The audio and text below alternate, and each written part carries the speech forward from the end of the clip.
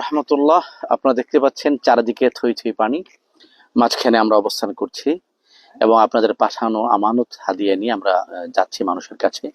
এই মুহূর্তে আমাদের অবস্থান কুমিল্লার মনোহরগঞ্জ উপজেলা পরিষদ পর্যন্ত আমরা ট্রাকে করে এসেছি। সেখান থেকে আমরা নৌকায় করে 200 মানুষের খাবার নিয়ে, তৈরি খাবার, প্রতিটি প্যাকেটে আছে চাল, ডাল, তেল, নুন, মিনারেল ওয়াটার সহ প্রয়োজনীয় জিনিস। আমরা 200 মানুষের খাবারের ইন্তজাম করেছি। আজকে 3টি ভাগে ভাগ হয়ে আমরা মানুষের কাছে খাবারগুলি পৌঁছে দেওয়ার জন্য বের হয়েছি।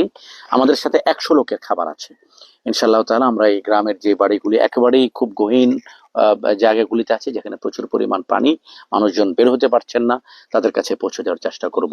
আর আজকের আয়োজনটি করেছেন মণিপুরি পাড়া কল্যাণ সমিতি, মণিপুরি পাড়া কল্যাণ সমিতির সকল সদস্যবৃন্দ এবং যারা সহযোগিতা করেছেন, প্রত্যেকের জন্য অনেক অনেক দোয়া থাকলো এবং সব সময় যেন মানুষের পাশে আমরা দাঁড়াতে পারি। আল্লাহ তাআলা সে তাওফিক দান করুন।